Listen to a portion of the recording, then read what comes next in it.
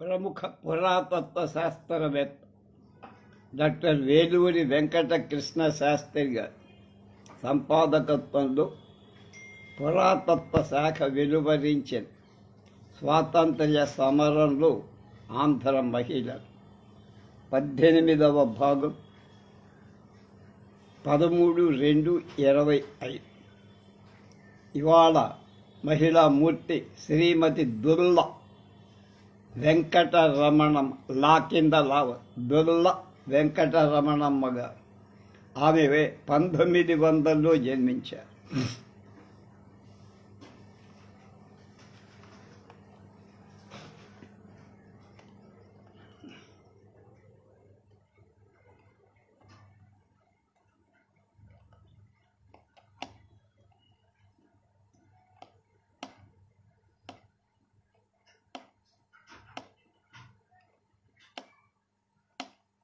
పాత బట్టలు ఇచ్చి స్టీల్ సామాన్లు కొనడం, గుప్పెడు బియ్యం పెట్టి కరివేపాకు కట్ట కొనడం చాలామందికి తెలిసిన విషయాలే చిన్నప్పుడు. కానీ రాట్నం మీద వడికిన నూలు చెలప్పలు ఇచ్చి మహిళా సమాజం మెంబర్లు కావడం, నాటకాలు చూడటం ఎవ్వరూ చూసి ఉండరు. అయినా బందర్లో దుర్ల రమణమ్మ గారి ఆధిపత్యం కింద ఆ పద్ధతి చాలా కాలం అమల్లో ఉంది. ఆమె 1900 సంవత్సరం ఆగస్టులో జన్మించి తెనాలి జన్మస్థలం. తండ్రి కొమ్మూరి సాంబశివరావు గారు, తల్లి వెంకట సుబ్బమ్మ గారు. అమ్మాయి చదువు పట్ల ఆసక్తి ఉండి స్కూలుకు పంపారు. సెకండ్ ఫారం పాస్ అయింది. థర్డ్ ఫారం క్లాసు నడపమన్నారు స్కూలు నిర్వాహకులు. దాంతో అమ్మాయి నడపం అన్నారు. దాంతో అమ్మాయి చదువు ఆగిపోయి. కానీ అన్నగారు ప్రఖ్యాత రచయిత, సాహిత్యవేత్త అయిన శ్రీ గుడిపాటి చలం గారు ఇంట్లోనే చెల్లెలు వెంకటరమణమ్మ సాహిత్యాభిలాష కలిగి ఇప్పుడు చదివే అలవాటు కలిగించి ఆమెకు పుస్తకాలు, వార్తాపత్రికలు అంటే పరమ ప్రీతి. కాలక్రమాన కుమారి వెంకటరమణం బందరు వాస్తవ్యులైన దుల్ల పట్టాభిరామయ్యని వివాహం చేసుకొని బందరు కాపురం వెళ్ళి ఆయన స్కూల్లో చాలా కుశలురైనటువంటి ఎక్స్పీరియన్స్డ్ టీచర్, మంచి జాతీయవాది. ఖద్దరు ప్రచారంలో వచ్చినప్పటి నుంచి వాళ్ళ ఇంట్లో పసిపిల్లలు కూడా ఖద్దరే కట్టేవారు.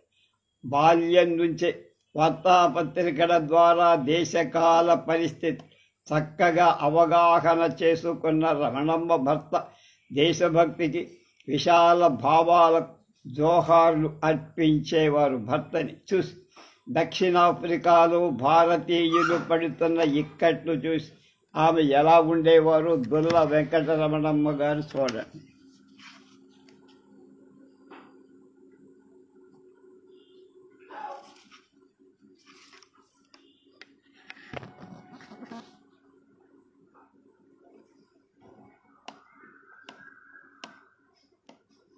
పడుతున్న ఇక్కట్లు తొలగించడానికి మోహన్ దాస్ కరంచంద్ గాంధీ పడుతున్న పాటలు భారతీయులను కదిలించేశాయి.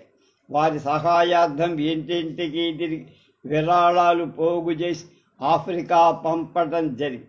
ఆ ఉద్యమంతోనే శ్రీమతి వెంకటరమణమ్మ స్వయంగా బయటికి వచ్చి కార్యరంగంలో ప్రవేశించి సేవ చేయటం ఆరంభమై దంపతులు గాంధీ శిష్యులు కావటానికి పరిమిత కుటుంబమే నిర్ణయం చేసుకున్నారు.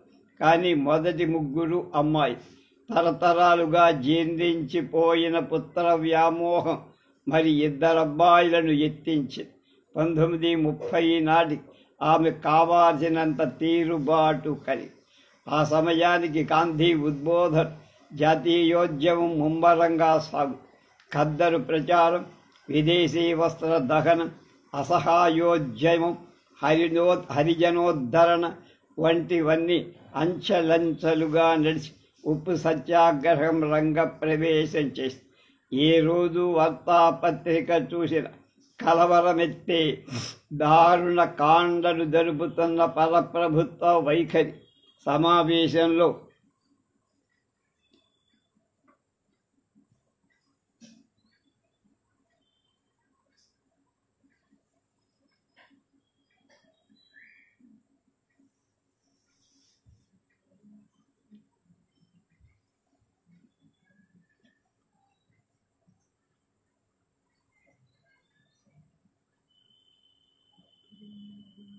శ్రీమతి రమణమ్మ తాను కూడా పాల్గొనాలన్న తీవ్ర కాంక్ష కలిగి దాంతో మహాత్ముడు ఆదేశించి రూపొందించిన నిర్మాణాత్మక కార్యక్రమాల వైపు దృష్టి మళ్ళీ కానీ అవన్నీ సంఘటపరంగా సాధించగల పనులు వ్యక్తిగతంగా అందుకని ఒక మహిళా సమాజం స్థాపించాలనుకున్న భర్తకు పెద్ద హోదా ఏం లేదు, తనకు డిగ్రీలు లేవు, వెదజల్లటానికి డబ్బు లేదు. అన్నీ ఆమెకు సంక్షోభాన్ని పెంచాయి. వేరే మార్గం లేక అంతకుముందే అక్కడున్న స్త్రీల క్లబ్బులో చేరారు. ఇంతలో గాంధీజీ బందర్ వస్తున్నట్లు తెలిసింది. నాయకులు సమావేశమై విరాళాలు పోగు చెయ్యాలని ఆరంభించారు. శ్రీమతి వెంకటరంగమ్మ తమ లేడీస్ క్లబ్ తరఫు మీద మొత్తం మీద డబ్బు సేకరించి గాంధీజీకి ఇద్దామన్నారు. ఆ క్లబ్లో అందరూ ప్రభుత్వ ఉద్యోగుల బాధ్యత. అనవసరపు రాజకీయాలలో ప్రవేశించి తన కన్ను తాను పొడుచుకోవటానికి ఎవరు సాహసిస్తారు?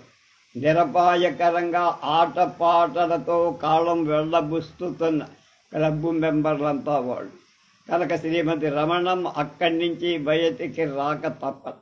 పట్టుదల, ఆత్మవిశ్వాసాన్ని పెంచి ఆకాంక్ష బలాన్ని ఇచ్చి నిస్సంకోచంగా ఊళ్ళో ఎరిగిన స్త్రీలను కొంతమంది కలిపి ఒక కమిటీగా ఏర్పాటు చేసుకుని ఇంటింటికి తిరిగి విరాళాలు పోగు చేసి మహాత్ముడికి ఉడతా భక్తిగా నిధి సమర్పించి ధన్యులం అనుకుని దాంతో తనలాంటి సామాన్య స్త్రీ కూడా పూలుకుంటే కొంత సాధించగలదన్న ధైర్యం కలిగి జాతీయ పద్ధతులలో ఒక సమాజం స్థాపించి మహాత్ముడి నిర్మాణ కార్యక్రమం నెరవేర్చడానికి నిశ్చయించుకొని మిత్రురాలైన శ్రీమతి మల్లాది వెంకటరమణమ్మతో కలిసి 1939 డిసెంబర్లో మహిళా సేవా మండలి స్థాపించారు.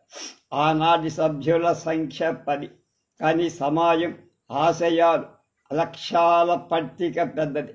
స్త్రీలు పిల్లల అభ్యున్నతికి సమాజాన్ని పరిమితం చేసుకుని ప్రతి స్త్రీకి అందుబాటులో ఉండటం కోసం సమాజానికి నెలకు చందా 1 పావలా మాత్రమే పెట్టి, అంటే ఈనాటి 25 పైసలు. మొదటి నెల ఆదాయం 10 పావలాలు, 10 పావలాలు అంటే 2.5 రూపాయలే వచ్చాయి. ఈ ధనరాశితో స్త్రీలకు నిరక్షరాస్యత నిర్మూలన చెయ్యాలి. చిన్న పిల్లలకు క్లాసులు పెట్టాలి, హిందీ తరగతులు నడపాలి, చేతి పనులు నేర్పాలి, హరిజనోద్ధరణ చెయ్యాలి, గ్రంథాలయం స్థాపించాలి, ఇంకా ఇంకా ఇంకా ఎన్నో చేసాయి. కనుక ఇంటింటా ధర్మమడిగి సఫలమై నాటకాలు ఇచ్చినవన్నీ తెచ్చి గ్రంథాలయం రూపొందించి ఇంటింటికి తిరిగి కొన్ని కొత్త గుడ్డలు అటు ఇటు కాకుండా మిగిలిపోయిన ముక్కలు అన్నీ సేకరించి తెచ్చి బీద స్త్రీలకు, హరిజన స్త్రీలకు బట్టలు కొట్టడం నేర్పేవాడు. తయారైన దుస్తులను బీదలకే పంచేవాడు. కాలం గడుస్తోంది, కొంత పని జరుగుతోంది, కానీ ఆదాయం మాత్రం నెలకు 3 రూపాయలు మించి రావటం లేదు. మహిళా మండలి సభ్యులు తీవ్రమైన ఆలోచన చేశారు, నిస్పృహ చెందారు.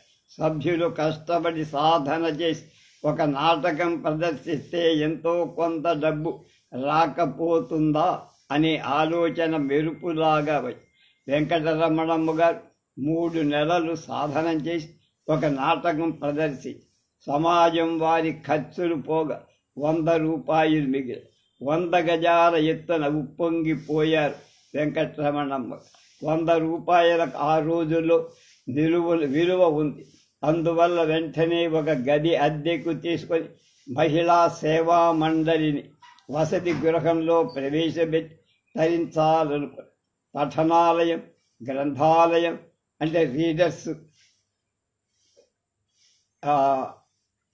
అంటే పత్రికలు చదువుకోవడానికి పఠనాలయం, పుస్తకాలకి గ్రంథాలయం, లైబ్రరీ, హిందీ తరగతులు మొదలైనవి.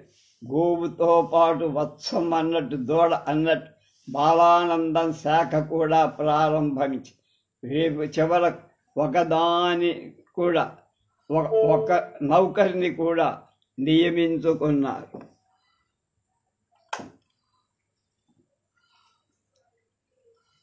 కొన్నామని నవ్వుతారు వెంకటరమణమ్మ.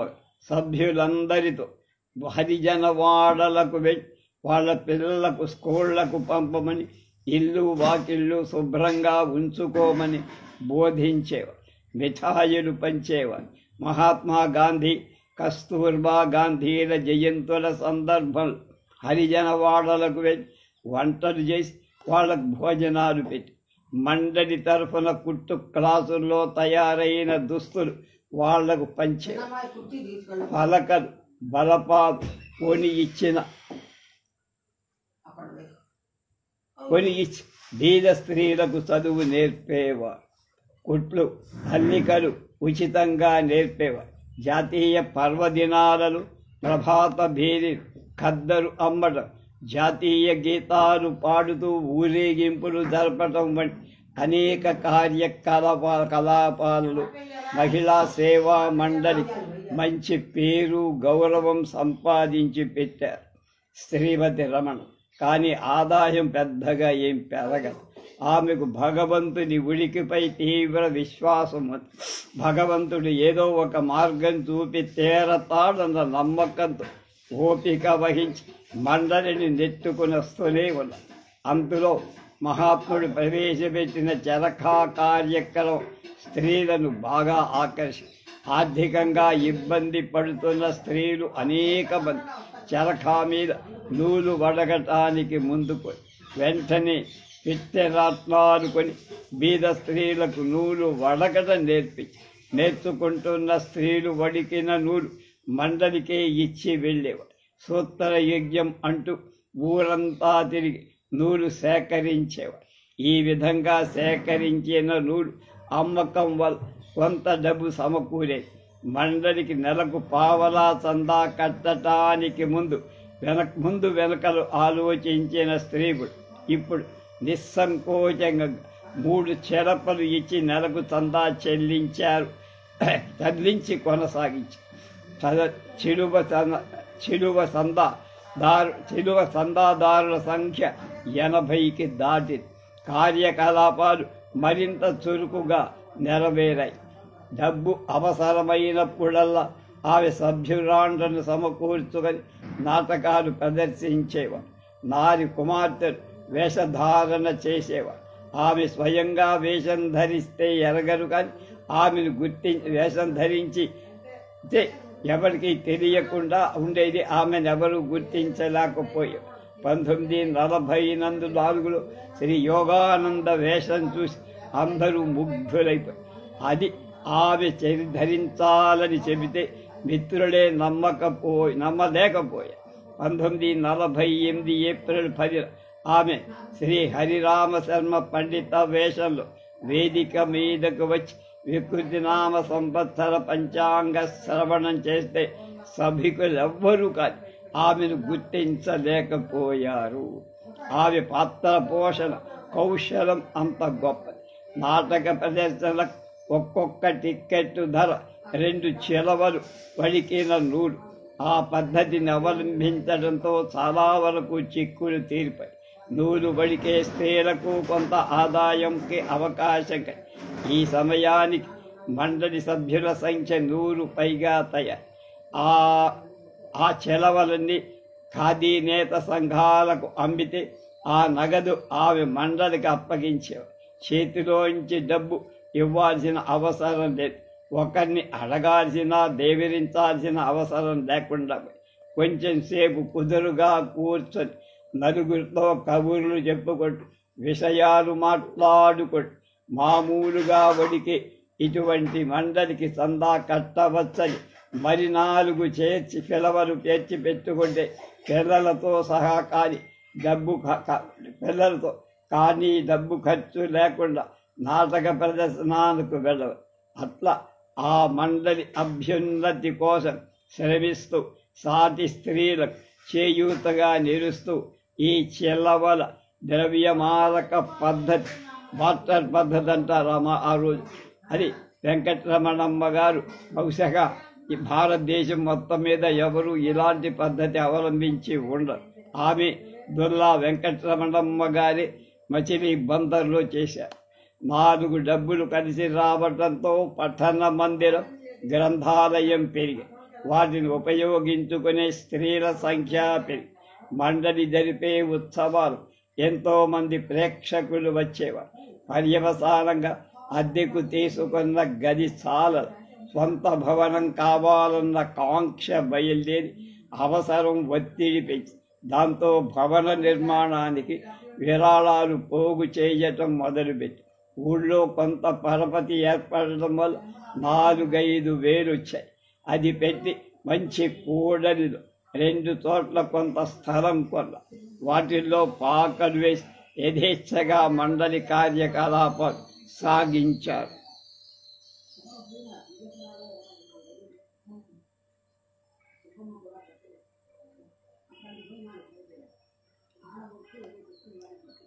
సరిగా అదే సమయం శ్రీమతి దుర్గాబాయి దేశముఖ్ కేంద్ర సంఘ సంక్షేమ సమితి తరఫున స్త్రీలు పిల్లల అభ్యున్నతి కోసం పాటుపడుతున్న స్వచ్ఛంద సేవా సంస్థలకు సహాయ సహకారాలు అందించడం ప్రారంభించి అది తెలిసిన వెంటనే వెంకటరమణమ్మ మండలి తరఫున దరఖాస్తు పెట్టారు. సవిస్తరంగా పరిశీలించిన మీద కేంద్ర సంక్షేమ సమితి వారు మండలి భవన నిర్మాణానికి 5,000 విరాళం ఇచ్చి దానికి సరిగా సమానంగా ఇంకొక 5,000 జోడించి భవనం కట్టించాలన్నది సమితి నిబంధన. చేతిలో చెల్లి గవ్వలే. సభ్యురాండ్ర అందరితో కలిసి ఎంతో పట్టుదలతో కార్యరంగంలోకి దూకారు. చుట్టుపక్కల పల్లెలకు స్వయంగా మండలి చేస్తున్న కార్యక్రమాలు గ్రామీణులకు వివరించి వాడు ఇచ్చిన బస్తా, అరబస్తా, పావు బస్తా ధాన్యాలు పదిలంగా తెచ్చేవారు.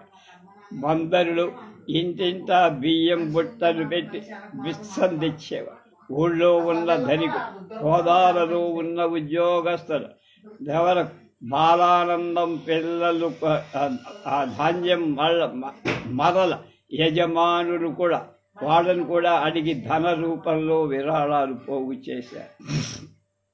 చివరకు బాలానందం పిల్లలను కూడా ఇంటింటికి తిప్పి చిల్లర డబ్బులు వసూలు చేయించేవారు. వారానికి ఒక రోజున అఖండ సూత్ర యజ్ఞం పేర ఆపకుండా నాన్ స్టాప్ నూలు వడికించేవారు. 2 చెలవలు ఒక టిక్కెట్టు చొప్పున మళ్ళీ సభ్యురాండ్ర నాటక ప్రదర్శన జరిపి కొంత డబ్బు నూలు సంపాదించారు. సభ్యురాండ్ర చేతి పనుల తయారీ వస్తువులు అమ్మకంతో కావలసిన మొత్తం 5,000 రూపాయలు చేరే లోపల భవన నిర్మాణానికి కావలసిన ప్లానులు వగైరాలు కూడా సిద్ధమైపోయి 1958లో మహిళా సేవా మండలి సొంత భవనాలలో ప్రవేశించి వెంకటరమణమ్మ గారి కార్యసాధన పట్టుదల సంతృప్తి చెందిన సంక్షేమ సంఘం వాడు 1955 నుండి ఈనాటి వరకు ప్రతి సంవత్సరం 2,000 రూపాయల గ్రాంట్ మండలికి ఇస్తుంది. మండలిలో పఠనాలయం, గ్రంథాలయం, కుట్టు తరగతులు, చేతి పనుల శాఖ, హిందీ తరగతులు, శిశు విహార్ క్లాసులు బాలానందం నిర్విరామంగా జరుగుతాయి. అవసరాన్ని బట్టి అప్పుడప్పుడు మెడికల్ చెకప్లు కూడా చేయిస్తూ ఉండేవారు. 1939లో 10 మంది సభ్యులతో నెలకు 2,500 రూపాయల ఆదాయంతో ప్రారంభమైన ఈ సంస్థ ఇవాళ 30 మంది రాజపోషకులు, 40 మంది జీవిత సభ్యులు, 180 మంది సాధారణ సభ్యులు, 50 మంది పిల్లలు గల శిశు విహారుతో పెద్ద కుటుంబంగా తయారు. ₹1,00,000 ఆస్తి సంపాదించుకుంది. శ్రీమతి దుర్ల వెంకటరమణమ్మ సెలవులకు మాదక ద్రవ్యంగా ప్రవేశపెట్టడమే కాదు, గాంధీ మహాత్ముడి మాట నమ్మి నూలు తీసి నూలు పోగు సామర్థ్యాన్ని, శక్తిని దేశమంతటా చాటి చెప్పారు. ఇంత సాధించగలిగిన వెంకటరమణమ్మ గారు, నాదేమున్నదమ్మా, ఇదంతా నా అనుచర వర్గ సహకారం, తోడ్పాటి అని చాలా వినయ సౌశీల్యాలు వ్యక్తం చేసేవారు. అంతేగాని నేను చేశాను అని ఎక్కడ గర్వంగా చెప్పేవారు కాదు. ఆవిడ జీవితం అయిపోయింది. శ్రీమతి అన్నా ప్రగడ చన్న గంటమ్మ చందగంట 17-11-1913లో ఆమె జన్మించారు. దేశంలో వ్యాధిగ్రస్తులు, అనదరు, కోటాను కోట్లు కాని వాళ్ళని ఆదుకునేవాడు తక్కువ. వాళ్లలో ఎన్నదగినవాడు శ్రీమతి చన్నఘంటమ్మగా మద్రాస్ త్యాగరాజనగర్ టీ నగర్ చారీ రోడ్డులో ఉన్న స్త్రీ సేవా మందిర్ విభాగం వరండాలు ఒక జుగుప్సాకరమైన మానవాకారం నేల మీద కదులుతూ కనిపించింది. పసితనం నుంచి పోలియో వ్యాధికి గురై తగిన పెంపు ఆదరణలు కూడా నోచుకొని ఆ మానవాకృతిని జానకిరాం అని పిలుస్తారు. మరికొన్ని రోజులు జానకిరాం కాళ్ళకు ఇనప రాడ్లు అమర్చిన ప్రత్యేక బూట్స్ తొడుక్కొని నడుముకు బిగువుగా ఇచ్చే పట్కా ధరించి బెల్టు, ఇంకా శేషించిన అశక్తతతో వెలుకలు తిరుగుతూ చిరునవ్వులు చెందిస్తూ కనిపించితే కళ్ళు చెమర్చే. ఇక కొంతకాలాన్ని జానకిరాం ఖాకీ బట్టలు దొడుకొని ప్రత్యేకమైన పూతపు బూట్స్ వగైరా సాధనాలు ధరి క్లాసులో కూర్చొని పాఠాలు చదువుతుంటే సంతోషం కలిగేది అందరి. మరికొంతకాలాన్ని చదువైపోయి ప్రత్యేక బూట్లతోనే అయినా తన కాళ్లతో తాను భూమి మీద నడుచుకుంటూ స్వజనం దగ్గర జానకిరాం వెళ్ళిన మొత్తానికి ఆమె జయించారు అనిపించింది. ఆమె చన్నఘంటమ్మ గారు సరిగ్గా బొమ్మ లేదు, కానీ చూడాలి, చూస్తే కానీ మనం జీవితాలు ధన్యం కావు.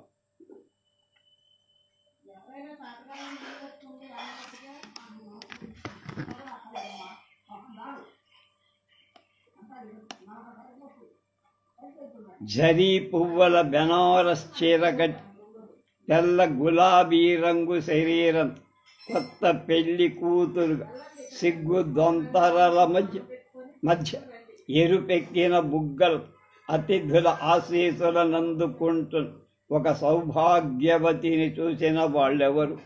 నా అనేవారు లేక ఆమె స్త్రీ సేవా మందిరంలో పెరిగి పెద్దయి సంపన్న యువడికి అర్ధాంగిగా వెళ్తున్నదని తెలుసుకోలేరు.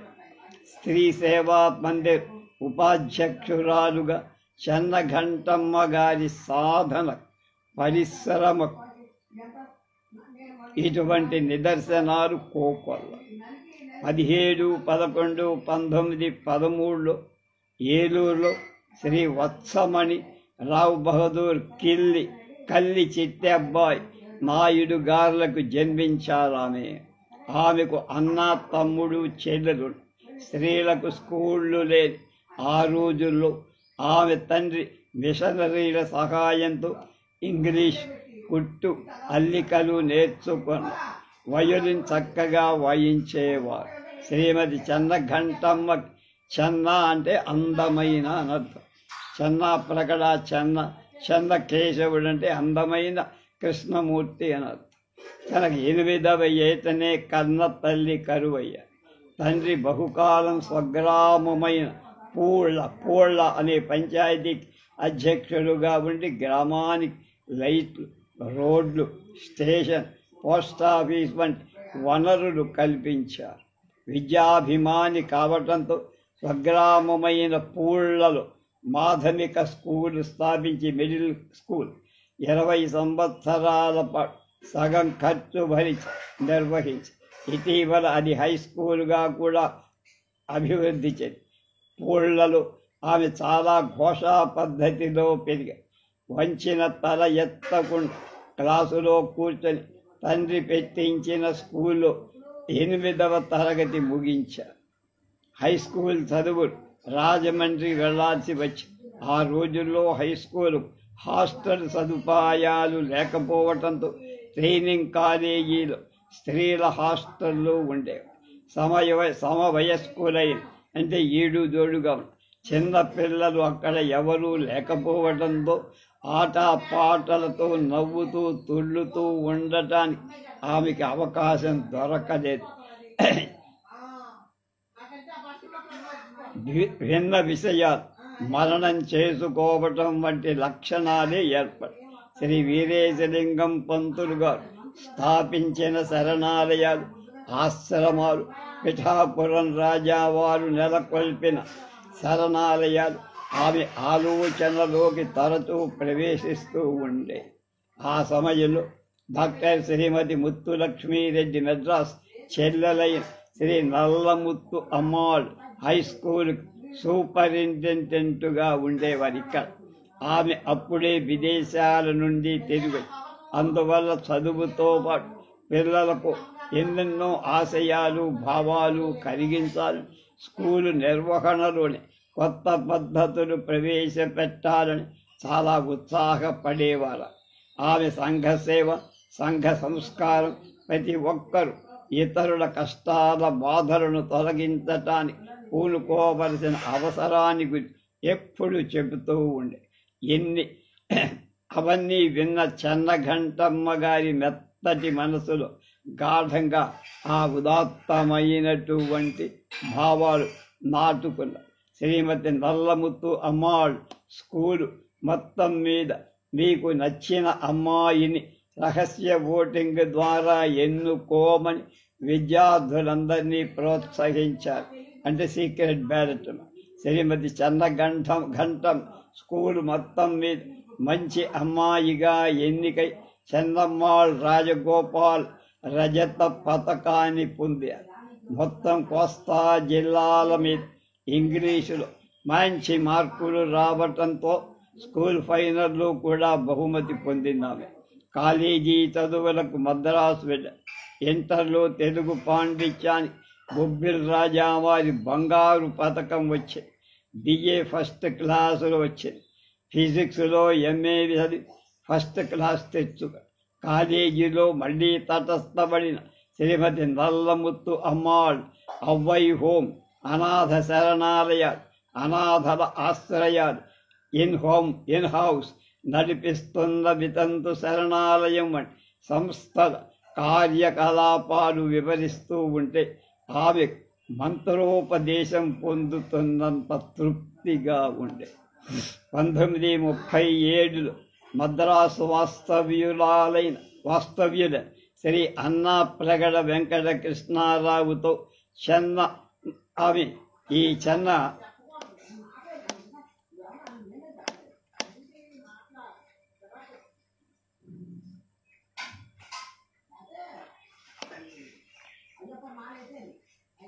చెన్నఘంటమ్మ వివాహమైంది.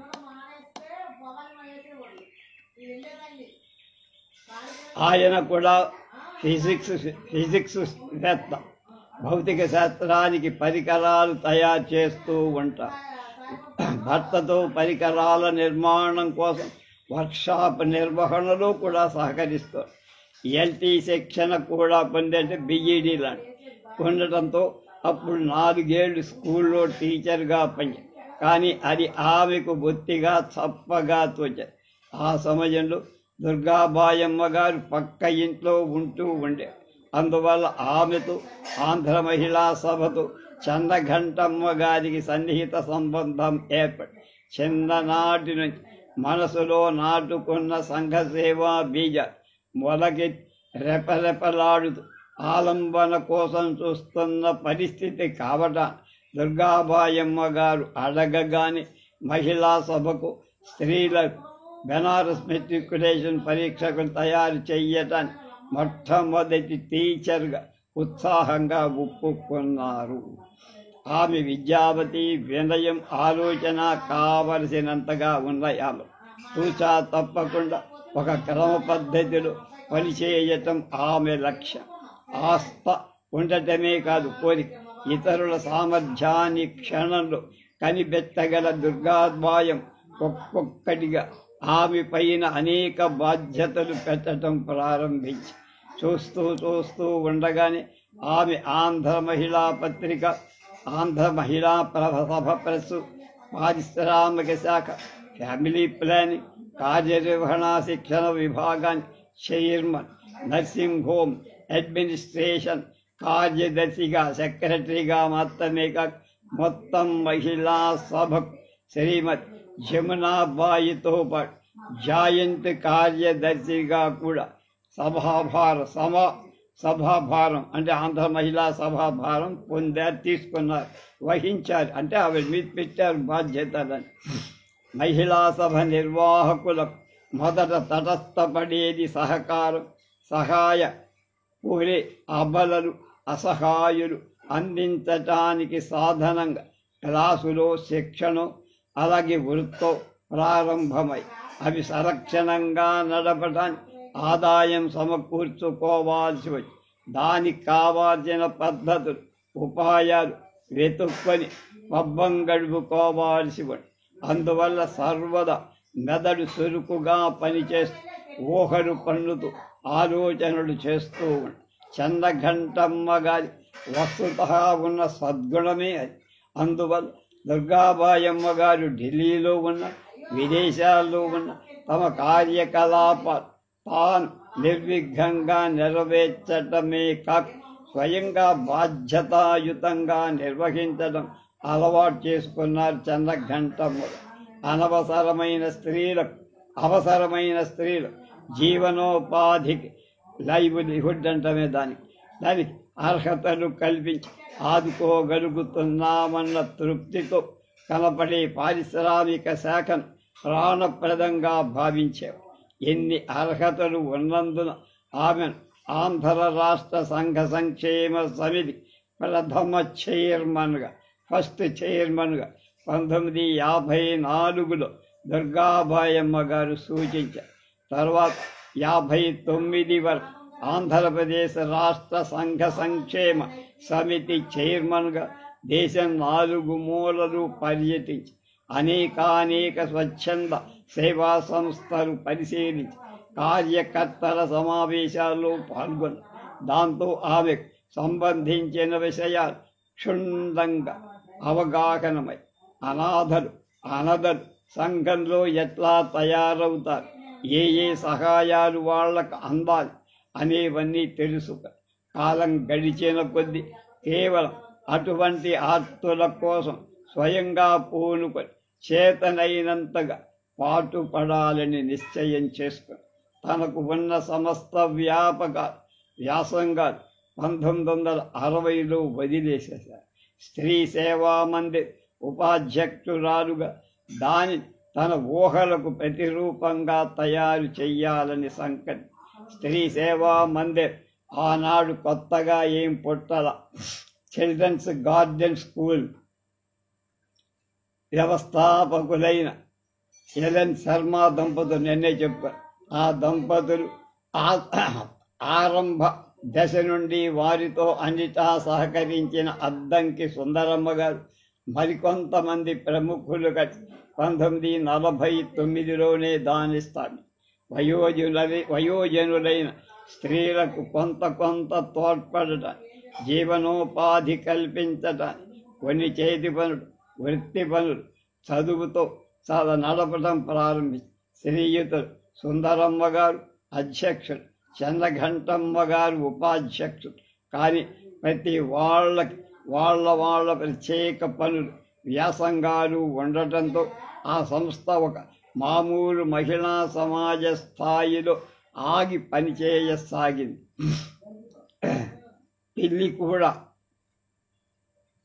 పెళ్లి కోనలాగా అద్దె గదులు ఎక్కుతూ దిగుతూ ఇబ్బందులకు లోనవుతూ ఉండే. అటువంటి పరిస్థితిలో శ్రీమతి చన్నఘంటం అదే తన పరమావధిగా 1960లో దాని నిర్వహణకు నడుం బిగించారు. తాత్కాలికంగా తిండి, బట్ట, ఆశ్రయం కల్పించిన స్థిరమైన పద్ధతులు ఉపకారం జరిగి ఆర్తులు తమ కాళ్లపై తాము నిలబడటానికి కొన్ని అర్హతలు వాళ్ళకు కలిగించాలి, ఉపాధులు చూపించాలి. అవసరమైన వాడు నిశ్చిత పద్ధతిలో మరికొంత డబ్బు సంపాదించుకోవటం అవకాశాలు ఏర్పాటు చేయి. ఒకసారి వృత్తులలో, పనులలో, ఉద్యోగాల్లో చేరిన స్త్రీలు తమ పిల్లల పెంపకం అడ్డు వచ్చి ఉపాధులు పోగొట్టుకోకుండా చూడ ఎన్నిటినీ సమన్వయంగా పరచుకొని కుట్లు, అల్లికలు, నేత వంటి సామాన్య విషయాలలోనే కాక ఆధునిక కాలంలో పనికి వచ్చేట్లుగా అన్ని రంగాలలో శిక్షణ అవకాశాలకు ఆమె పథకాలు తయారు చేసుకొని ఆమె తనకున్న అనుభవ పరిజ్ఞానాన్ని, చక్కని ఆలోచన, క్రమ విధానం, పరిశ్రమ జోడించారు. సంక్షిప్త విద్యా విధానాలు, కుట్టు, అల్లికల క్లాసులు, క్రాష్, బాల్వాడి, కిండర్ గార్డెన్ స్కూళ్ళు, మాధ్యమిక పాఠశాలలు, హై స్కూల్, పారిశ్రామిక శిక్షణ కేంద్రాలు, కామర్స్ శిక్షణాలయాలు అనేకం సక్రమంగా పనిచేస్తూ పరీక్షలకు పంపుతూ తయారయ్యాయి.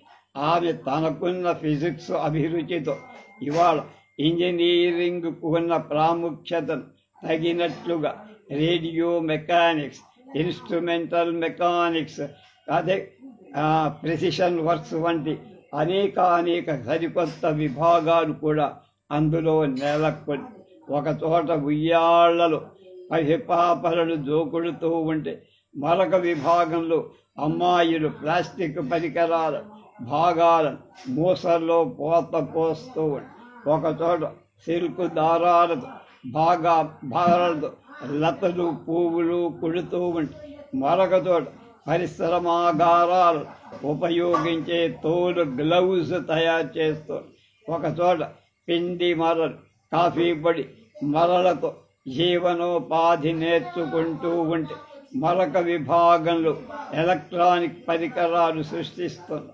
అలాంటి బృహత్ కార్యక్రమం చూసి రాష్ట్ర, కేంద్ర ప్రభుత్వాలే కాక విదేశాలు కూడా ఆర్థిక సహాయం చేస్తామని అంటే సబబి.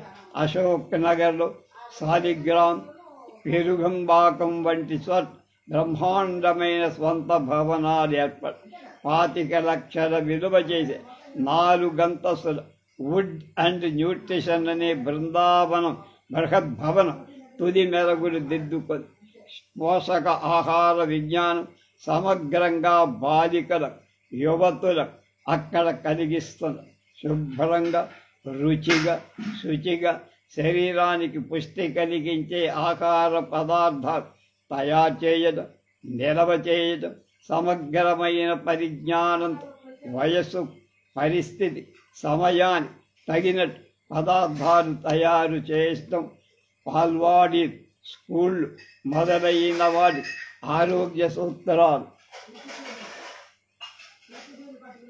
ప్రకారం అందించడం వంటి విద్యలెన్నో అక్కడ నేర్పుతారు. తద్వారా మరెంతో మందికి విద్య, వ్యాసంగం, జీవనోపాధి సమకూరు. ఎంత తక్కువగా అంచనా వేసిన స్త్రీ సేవా మందిర్ సంస్థకు 80 లక్షలకు పైచులు ఆస్తి ఏర్పడి దేశమంటే మట్టి కాదు, దేశమంటే మనుషులోయ్ అన్న సూక్తి ప్రకారం చూసిన మందిర్ నీడను, చదువు, జీవనోపాధి, వృత్తు, ఉద్యోగము, ఆశ్రయము, సంరక్షణ పొందుతున్న వాళ్ళ సంఖ్య 3,500,000కి దాటింది ఇప్పటికంటే 38 ఏళ్ల క్రితం.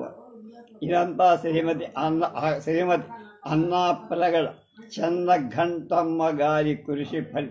రాత్రింబగళ్ళు ఆమెకు అదే ధ్యాస, అదే ఆలోచన. అందువల్లనే ఆమె నిరవధిక కృషిని గమనించిన వారు ఆమె జయించారన్నా ఆమె సాధించారన్నా నిజమే అనిపిస్తుంది.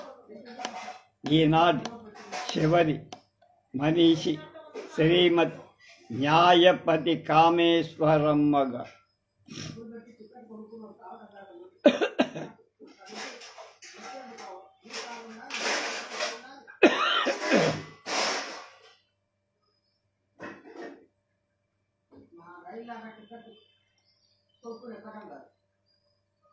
వీళ్ళు పొరపాటు వీళ్ళు కూడా తప్పే రాశారు. వీళ్ళు న్యాయపతి కాదు, న్యాయపతి సుబ్బారావు గారని ఒక్కరే ఉన్నారు. వీళ్ళు న్యాపతి, నా కింద యావత్తు పతి, న్యాపతి. వీరి భర్త గారు న్యాపతి రాఘవరావు గారు. ఆయన మల్లీశ్వరి సినిమాలో పెద్దనామాత్యుడిగా రాయల్ వారితో పాటు రాయల్ వేషం వేసింది. శ్రీవాత్సవ అనేటువంటి శ్రీవాత్సవ 1808లో జన్మించారు. ఈవిని రేడియో అక్కయ్య అంట. 23/10/1980లో చనిపోయారు. అంటే 88 ఏళ్ళు, 72 ఏళ్ళు బతి. 1977 సంవత్సరం సెప్టెంబర్ 30వ ఆనాడు హైదరాబాద్ నగర లలిత కళా కల్చరల్ అసోసియేషన్ వాళ్ళు రవీంద్ర భారతిలో వార్షికోత్సవం జరుపుతున్నారు. హాల్లో ప్రవేశించిన సభకులు స్టేజ్ మీద పెడగ ఒక మూలగా కూర్చొని ఉన్న రేడియో అన్నయ్య, రేడియో అక్కయ్య గారులను చూసి తికమక పడసాగ.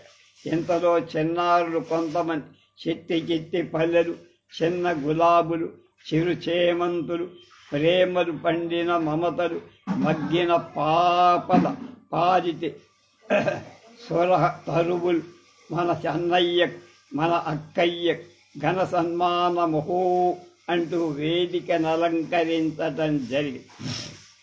మా మంచి అన్నయ్య దయచేయవయ్య, మా మంచి అక్కయ్య వెంచేయవమ్మ అంటూ కూర్చోబెట్టి పండ్లు పూలు కొత్త బట్టలు ఇచ్చి అంటే నమస్కరించారు, ప్రణమిద్దారు.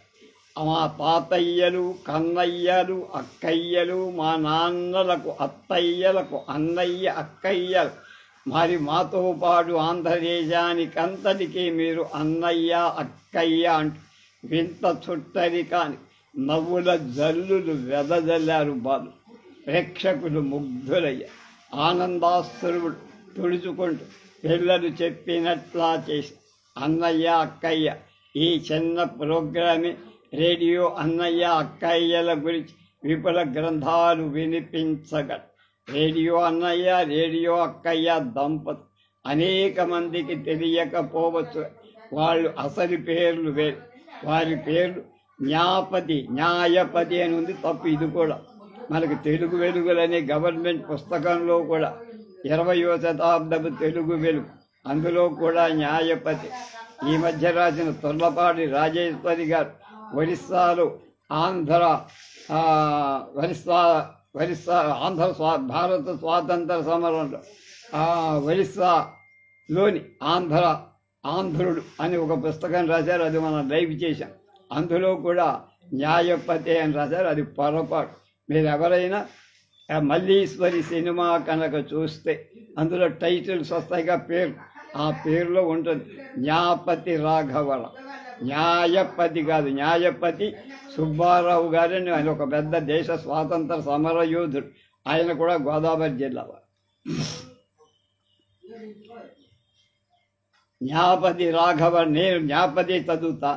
శ్రీమతి కామేశ్వర్ 33 సంవత్సరాలు మద్రాసులో మొదలుపెట్టి హైదరాబాద్ వచ్చి హైదరాబాద్ రేడియో అక్కయ్య, అన్నయ్యలుగా ప్రసిద్ధి పొందిన శ్రీమతి కామేశ్వరం 1908 డిసెంబర్లో జన్మించి విశాఖ జిల్లా విజయనగరం వారి జన్మస్థలం. విద్వత్ కుటుంబానికి చెందిన శ్రీమతి సత్యమ్మ, పేరు రామ్మూర్తి వీరి తల్లిదండ్రులు. విజయనగరంలోని చిన్న క్లాసుల చదువు ముగి ఆడపిల్లలు అక్కడ హై స్కూల్ లేని కారణంగా విశాఖలో హాస్టల్లో ఉంటూ Queen Mary girls high school 1920 నుంచి 1926 దాకా చదివి స్కూల్ ఫైనల్ పాస్ అయ్యి ఆ రోజుల్లో చదువు కోసం ఆడపిల్లలను పొరుగురు పంపడం, హాస్టల్లో ఉంచడం ఎవరు ఒప్పుకునేవాళ్ళు కాదు. కాలేజీ చదువు చదివి తీరాలని అమ్మాయి మొండి పట్టుద. అంతకు శక్తి చాలక సెకండరీ ట్రైనింగ్కు వెళ్ళమని పెద్దల హితపు. స్వగ్రామమైన విజయనగరంలో మహారాజా వారి కాలేజీలు అప్పుడే కొత్తగా ఆడపిల్లలను చేర్చుకుంటున్నామని ప్రకటించి సంస్థానానికి అప్పట్లో దివాన్గా ఉన్న మామిడిపూడి వెంకటరంగయ్య గారు ఆడపిల్లల జీతం కట్టక్కర్లేదని ఒక నిర్ణయం చేయించారు. స్త్రీ విద్య పట్ల ఆసక్తి గల రాజ్యమాత శ్రీమతి కామేశ్వరమ్మ చదువు నిరాఘాటంగా జరిగిపోవటానికి స్కాలర్షిప్ కూడా ఏర్పాటు చేసి కామేశ్వరమ్మ గారి కోరిక విజయనగరం మహారాజా గారి కాలేజీలో చదివి పట్టభద్ర అయిన అంటే డిగ్రీ తీసుకున్న మొదటి మహిళ ఆమె. ఆర్థిక పరిస్థితుల కారణంగా బీఈడీ చెయ్యాలన్న కోరిక ఉన్నా సాగల. ఆమె మిత్రురాలు శ్రీమతి పెరంబదూరు సుభద్రమ్మ సహాయ సహకారాలతో ఒక జమీందారీ ఇంగ్లీషు ట్యూటర్గా చేరారు. కొంతకాలం అలా పనిచేసి కావలసిన డబ్బు సేకరించుకొని బీఈడీ చదవాలని ఆమె ఉద్దేశం. ఇంతలో 1935లో జ్ఞాపతి రాఘవరావు గారితో వివాహం జరిగి ఉద్యోగాన్వేషణలో దంపతులు మద్రాసు చేరి భర్తకి హిందూ పత్రిక ఆఫీసులో ఉద్యోగం. కామేశ్వరమ్మ గారు లేడీ లింగ్టన్ ట్రైనింగ్ స్కూల్లో ఎల్టీ క్లాసులో చేరండి. ఆమె కోరిక సిద్ధించింది. నిజమైన ఆర్తి ఉంటే, పట్టుదల ఉంటే అది పరిస్థితులను అధిగమించవచ్చునని ఇటువంటి వాళ్ళ విజయాలే ఉదాహరణ. పార్క్ మద్రాస్ మైలాపూర్లోని నేషనల్ గర్ల్స్ హై స్కూల్, దాన్ని ఇప్పుడు lady Sivaswami girls high school అంట. ఇంగ్లీషు టీచరుగా 1937 నుంచి 1945 వరకు పనిచేశారు. ఆమెను మనం చూడలేదు కానీ ఒకసారి ఆవిడ బొమ్మను చూడాలి.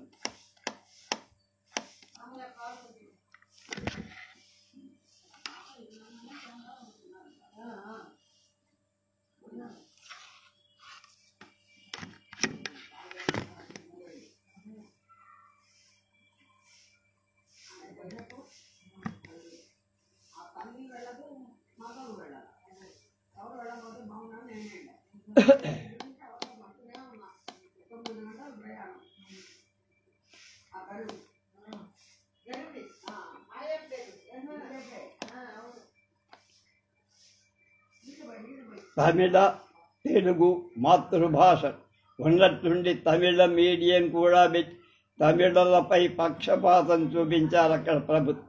అంటే తెలుగు పిల్లలను చిన్న చూపు చూసినట్టు అర్థం. దాంతో తెలుగు తల్లిదండ్రులకు చిన్నతనం అండి. ఏ విధమైన నష్టం తనకు లేకపోయినా తను కూడా తెలుగు స్త్రీయే కదా అన్న ఆత్మాభిమానం, మళ్ళీ త్వరలో ఇంకో ఉద్యోగం దొరక్కపోతుందా లేదా అన్న సంశయం కూడా లేక శ్రీమతి కామేశ్వరమ్మ ఉద్యోగానికి రాజీనామా చేసి మద్రాసులో తెలుగు పిల్లలు చక్కని తెలుగు చదువుతూ వ్రాస్తూ ఎవరికి కానీ తీసిపోని ప్రత్యేకత, ఆధిక్యత కలిగి ఉండాలని ఆమె పట్టుదల. ఈ విషయంలో ఆ దంపతులిద్దరిది ఒకటే అభిప్రాయం. తెలుగు భాష మీద పిల్లలకు ఉత్సాహం కలిగించడానికి, విజ్ఞానం పెంపొందించడానికి పత్రిక ఉండి తీరాలన్న సంకల్పం బాల అని బొమ్మల మాస పత్రిక ప్రత్యేకించి బాలల కోసం నెలకొని ఆంధ్రదేశం మొత్తం మీద ఇది మొట్టమొదటి తెలుగు పిల్లల బొమ్మల పత్రిక.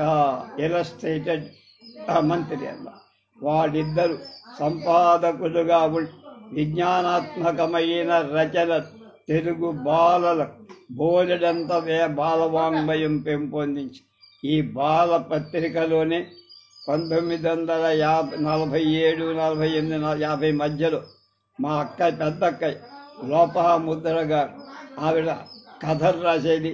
ఆ కథలన్నీ బాలలో అచ్చవుతుండేవి. మా ఇంటికి ఆ పత్రిక వస్తుండేది, నేను చదివేవాడు.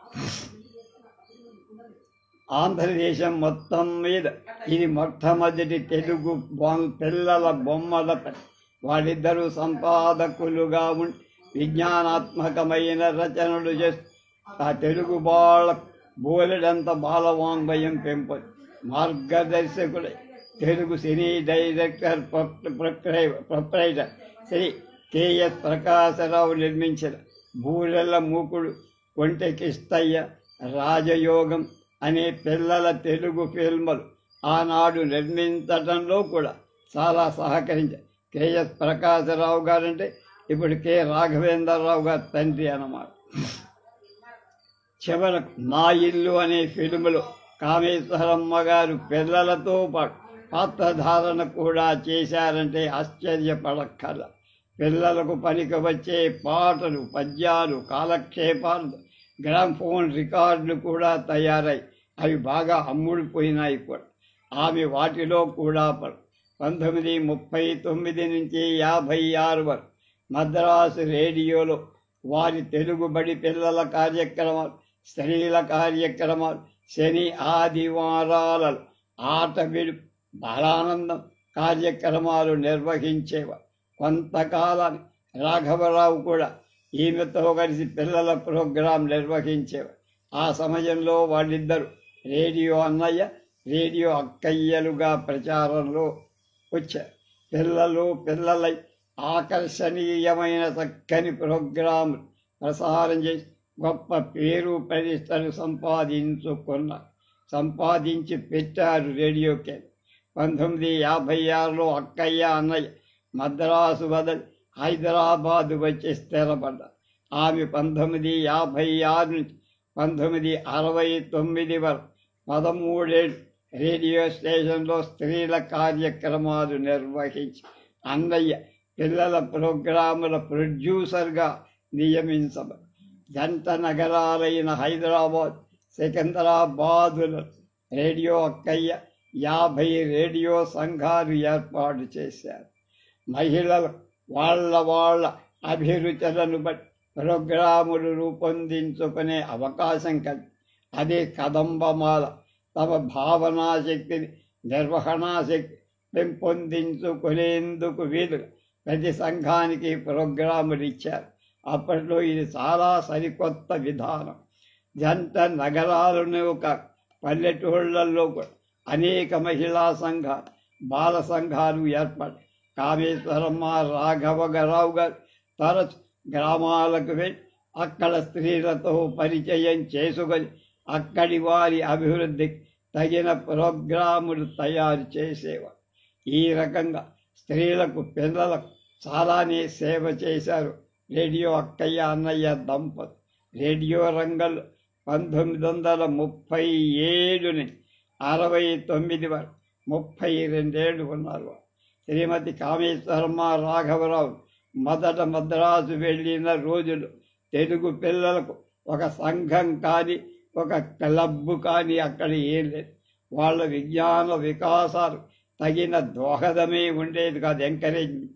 నిజం చెప్పాలంటే స్వచ్ఛమైన తెలుగు నేర్చుకునే అవకాశాలు కూడా లేవు. ఆ పరిస్థితిలో శ్రీమతి కామేశ్వరమ్మ, రాఘవరావు మద్రాసు తెలుగు పిల్లల కోసం ఆంధ్ర బాలానంద సంఘం ఏర్పాటు చేసి శ్రీయుతులు కందా భీమశంకరం, దువ్వూరి నరసరాజు పూనుకొని డివి నరసరాజము చాలామంది బాలానంద సంఘానికి నియమ నిబంధనలు ఏర్పడి 1947లో దాన్ని రిజిస్టర్ చేయించారు. రిజిస్టర్ అయిన మొట్టమొదటి పిల్లల సంఘం ఇదే. త్వరలోనే దేశమంతటా బాల సంఘాలు ఏర్పడి మద్రాస్ ఆంధ్ర బాలానంద సంఘాన్ని అవన్నీ అనుబంధ సంస్థలుగా గుర్తించారు. కేవలం సంఘాలు నెలకొల్పటంలో ఈ దంపతులు ఆగల. రాష్ట్ర స్థాయిలో ఏనాడు ఎర్రగని విధంగా 4 బాల మహాసభలు జరిపించారు. మొదటి బాల మహాసభ 1950లో మద్రాసులో జరిపింది.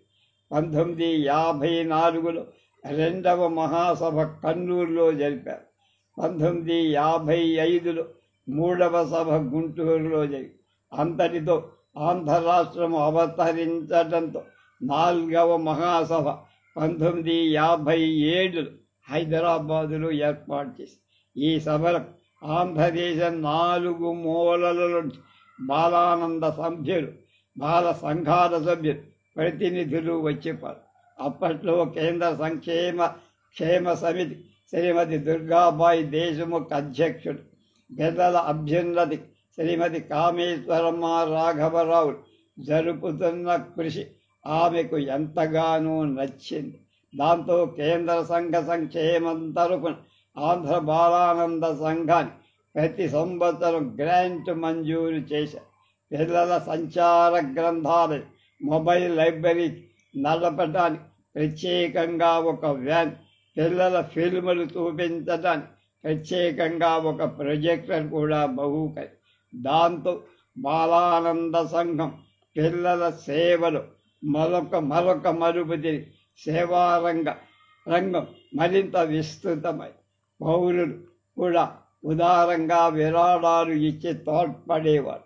అందువల్ల ఆంధ్ర బాలానంద సంఘం 3 పూలు 6 కాయలుగా అభివృద్ధి చెంది శ్రీమతి దుర్గాబాయి దేశముఖ్ కేంద్ర సంఘ సంక్షేమ సమితికి అధ్యక్షురాలుగా ఉన్న సమయంలో ప్రతి జిల్లాకు ఒక సలహా సంఘాన్ని ఏర్పాటు చేసి ముఖ్యంగా పల్లె ప్రాంతాలలో సంక్షేమ విస్తరణ కేంద్రాలు ప్రారంభించి మద్రాసులో ఆంధ్ర మహిళా సభ కూడా ఒక ప్రాజెక్టు చేపట్టేట్టుగా చేసి ఆ ప్రాజెక్టు తరఫున నెల్లూరు జిల్లా సూళ్ళూరుపేటల తాలూకాలు అనేక గ్రామాల మాతా శిశు సంక్షేమ కేంద్రాల కమిటీ శ్రీమతి న్యాపతి కామేశ్వరమ్మలు కన్వీనర్ గారి ఏ వసతులు వనరులు లేని మారుమూల కుగ్రామాలు ప్రసూతి కేంద్రాలు పిల్లల బాల్వాడీలు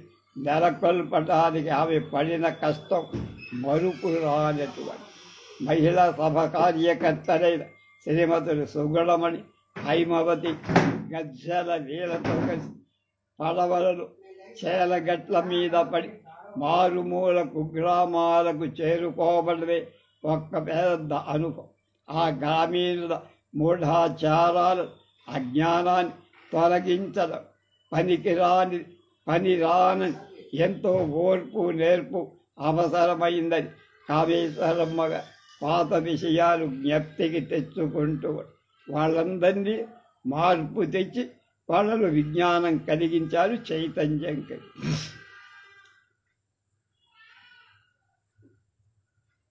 ఇర్రకం అనే చిన్న ద్వీపంలో ప్రసూతి కేంద్రాన్ని ఏర్పరిచి అక్కడ ఏ ఇతర వైద్య సహాయం లభించదు కాబట్టి మంత్రసాని బదులు ఒక నర్సునే నియమించారట.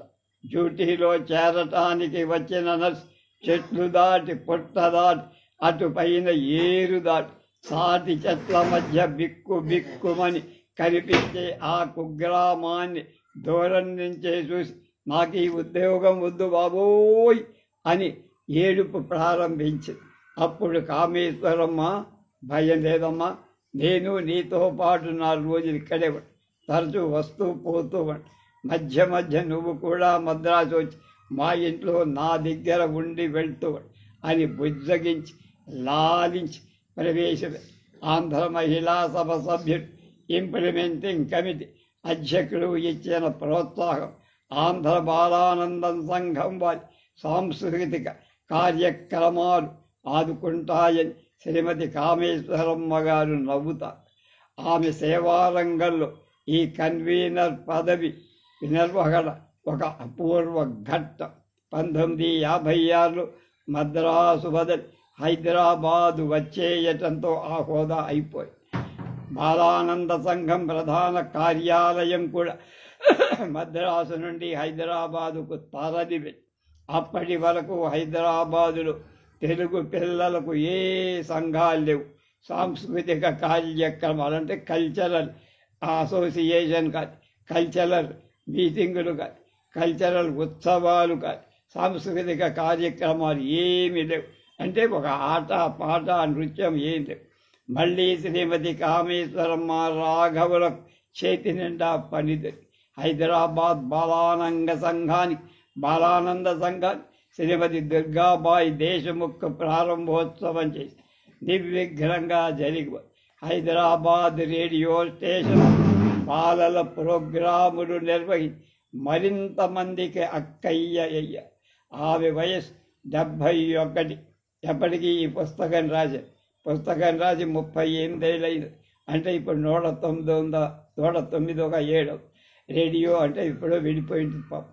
రేడియో ఉద్యోగం నుంచి రిటైర్ అయ్యి ఆంధ్రప్రదేశ్ బాలల అకాడమీ నడుపుతున్న బాలపత్రిక సంపాదకుడిగా ఉంటూ బాలానంద సంఘం కార్యక్రమాలు మరింత ఉత్సాహంగా నెరవేరుస్తారు. తెలుగు బాల ప్రపంచాన్ని కొత్త శిఖరాలకు తీసుకువెళ్ళి తెలుగు బాలల జీవితాలకు ఒక కొత్త అర్థాన్ని కల్పించిన శ్రీమతి కామేశ్వరమ్మ రాఘవరావు గారు ఏ పాటికి ఏ నాటికి మా మంచి అక్కయ్య మా మంచి అన్నయ్యలుగానే ఉండిపోయారు. రేపటితో ఈ స్వాతంత్ర సమరంలో ఆంధ్ర మహిళలు అనేటువంటి ఈ పుస్తకం పూర్తయిపోయింది. ఇవాళ 18వ భాగం, రేపు 19వ భాగంతో అయిపోయింది. ఆ తర్వాత కొత్త విషయం మళ్ళీ తీసుకుంటాం.